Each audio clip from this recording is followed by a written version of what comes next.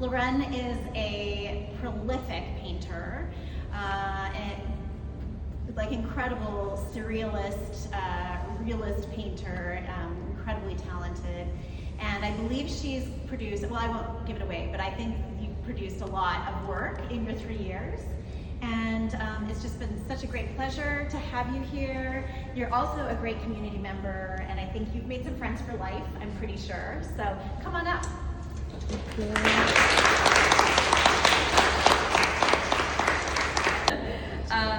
Hi guys, thank you so much for coming today. So I wanted to start off by showing this picture of myself. This was taken when I was 19 years old in my first drawing class. And this was taken at the time before I even knew I wanted to be an artist. I kind of took drawing as a prerequisite, and I really appreciate this image because I feel like it describes those sort of unnoticed moments in life that later become very significant down the line. So I started 53 paintings in this program. It was, everyone would always be like, I would always tell everyone like, oh, this is my last painting, and then I would start another painting like the week after. One of the reasons I felt that it was important for me to work at this multitude is because I've always been the type of person who would just get so many ideas, and because of time, I always limit myself and they just kind of pass me by. And one of the reasons I moved cross country was to experience something new. I felt like my inspiration was stagnant and limiting. So when I moved out here, I had a year's worth of savings, and I said, okay, I have 1 year, I'm gonna give it my all, and I did not limit myself even one bit. Anything ugly, anything weird, anything that felt like superficial, I was like, just do it, because I feel like that was allowing me to be really open with that sort of creative ether channel, and it allowed me to sort of discover myself deeper. When I work this way, I usually start a bunch of paintings simultaneously, where process is more important over the product.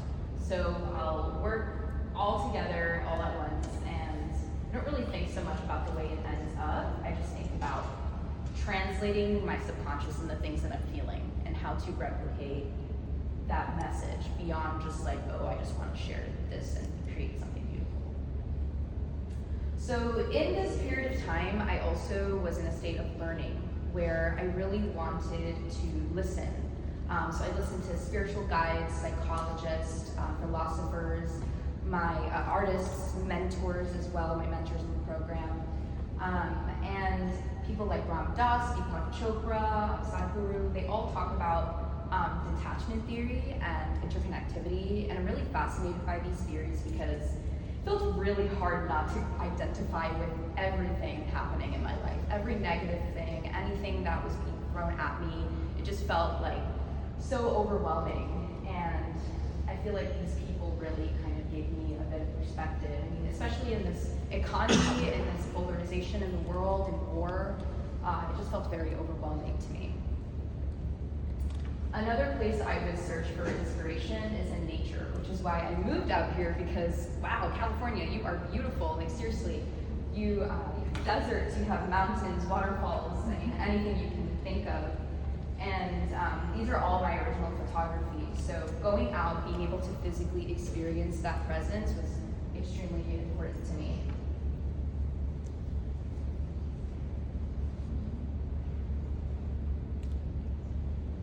And then once I kind of compiled all of that research, I would go into my sketchbook, and a lot of it sort of starts from this place.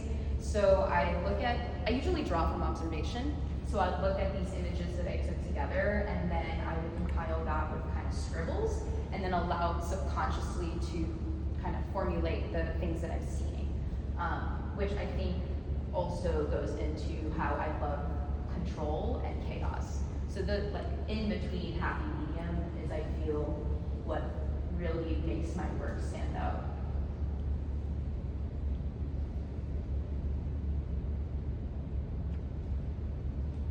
And then, as the planning continues, it really is a huge planning process. I would just kind of collage images. I finally figure out the downloads that I had from the ideas that I was getting. I wanted to create these paintings. So I'd collage things, I'd have photo shoot with friends, and I'd orchestrate the lighting and do everything in my power to be replicate reality. Because one of the main things I was trying to create is the feeling that you can almost step into this world. It's not something that is separate from us, it's something that is a part of our experience. And then, of course, allowing texture and abstraction to also guide me. Because being too planned is a little coarse. Like, I like to at least create a space where the painting is also telling me where it wants to go, besides me overly controlling it. Which eventually leads to my thesis exhibition, Epiphanies. So I'm gonna kind of run through the setup of it, because everything was really curated intentionally. And although all the paintings were started together simultaneously, they still all met towards the end, which is really impactful. So you start out here with non-human messengers. I'm talking about psychedelic trip, psilocybin. And basically the viewer, once they enter and step into the gallery, is meant to almost dose themselves as if they're in a psychedelic. Psychedelic healing practices have been in indigenous cultures globally for generations, and they were also introduced in Western culture between the 1940s and 60s. One of my favorite theories is the stoned ape theory, coined by Terence McKenna, and he basically is an ethnobotanist who claims that humans evolved from Homo erectus to Homo sapiens by eating psilocybin mushrooms found and grown in cow dung. That is like very fascinating for me. Something I also noticed is obviously I had a very intense psychedelic trip, and ever since this moment, it really changed the trajectory of how I think. I had a breakthrough moment, and my whole life changed, and something about the significance of having a breakthrough and how that really changes who you are within your being was extremely important. I deal with mental health issues, anxiety, and I felt like this was a really profound moment for me. This is also a painting right beside it, which kind of shows those emotions that all come to the surface and not being very aware of what those emotions are. For me, my psychedelic trips are very negative and intense when they first start, which can be a very fearful state to be in. I noticed that a lot of my thought patterns ruminate into things that didn't work out, into what was lacking for my life, what I wish happened, what's missing. It was this very victimized mindset, and honestly, this was a learned behavior. This is a painting I made about my mother. It's something that basically was taught to me, and it became my internal state and voice in my head. Something about having, no support system growing up and feeling like the people that are supposed to be there for you aren't able to emotionally and mentally help you feels like almost disconnecting from the world. And so I felt very angry all the time and very like, how dare you, which is also the audacity. Because at the end of the day, like, how much of that do I want to debilitate myself from actually moving forward and growing and learning in my life and being stuck behind her shadow, right? Because at the end of the day, we all are just trying to heal and evolve. I struggle with dissociation, so one of the things that happens to me sometimes is the body is active before the mind, because my nervous system isn't used to being told, hey, you're safe, everything's okay, you've made it out, it's all okay. And so I'll have anxiety attacks and dissociation. It literally feels like air is trapping through your body. And this state of mind made me feel, it really intrigues me, because it made me feel like, well, what am I? Who am I? And what is reality? I feel like with this painting here, it really allowed me to put this on full blast, because this lack of support system that I had in my life made me understand that it was this feeling of abandonment, and maybe feeling that support system again and looking and searching for that support system can be found in quiet spaces, and nature felt like the one thing that could really connect me back to who I am as a person and where I'm supposed to go. So Enter the Void, this painting prefaced the void room that I created in my show. Basically, it was a separate room where I wanted to really emulate the feeling between different dimensions, so our reality and the next, so that internal mindset and the external mind. And I would consider this to be the room where the breakthrough happens, right? So this is finally when the voices, you stop answering all the voices, and you start questioning this we start having this huge question, which is like, do we exist in spacelessness? Are we creating something from nothing? Or are we just a part of what's inevitable? So there's a saying in spirituality that doing shadow work, which is coined by Carl Jung, it's basically working through your trauma and healing your ego. When you're working through that, it can be really dark. Spirituality always likes to pose it as this beautiful thing, but it's not. You do have to do a lot of personal healing and growth, and it's almost like peeling the layers back of an onion. And the more layers that you peel, the closer you get to the core in your essence.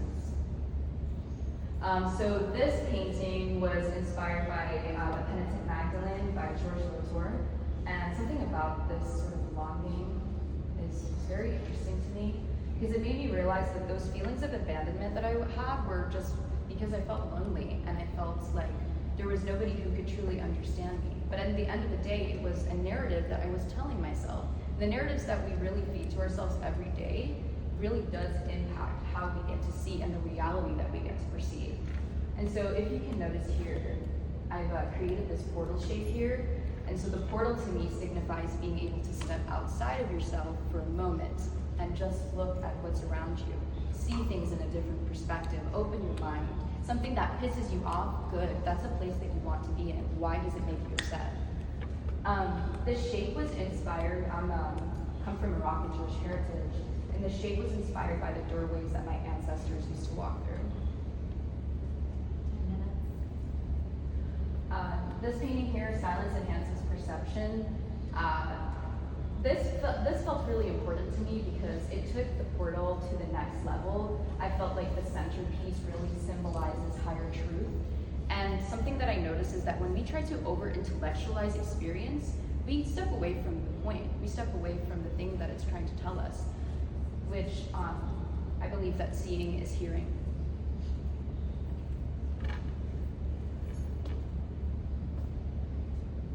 And interconnectivity. This painting also goes about thinking about that golden ratio theory, which basically connects, it just shows parallels in nature and in our human existence. And so like sand ripples almost look like water, like the waves in water, and how galaxies can fall and look at like irises, and the mountains melt into the sand. There's something really interesting about that play in pattern and form.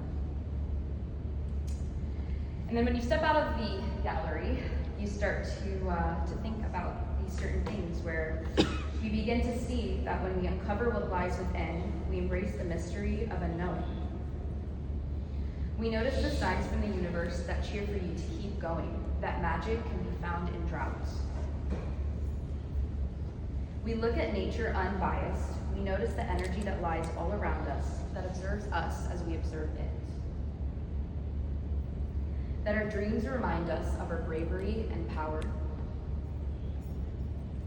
That feminine cycles remind us to recharge and keep growing. That the key to evolution begins from embracing our natural connection. That we are infinite beings. That peace is a state of mind. That life is meant to be explored and questioned. And then from this point on, non-duality is existence. And then from this point on, the man is looking back at the beginning of the mushroom. So it just shows the cyclical cycle of the journey. Thank you to everyone who helped me thus far in this journey. Thank you to my mentors, thank you to my beautiful partner, thank you to all of you guys. I feel that California is my new home, and I'm really happy to be saying that I'll stay here, and I'm excited to see where it takes us. Thank you.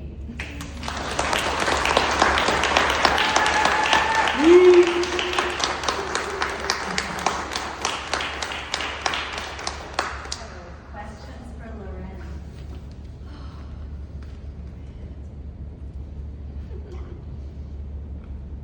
It's okay, it's a state of awe. We are in a state of awe.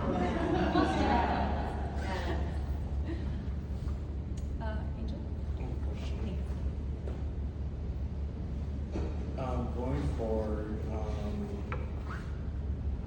because throughout your talk, you talked about being lonely and like being almost like abandoned. Do you still feel that way currently?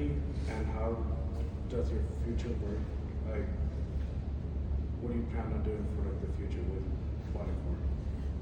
It's so funny because I feel like that is a state of mind I've been in for so long. And I think it's sometimes because we forget that life is seasonal. And so whatever stage of life you're going through, there's going to be people in that moment that support you.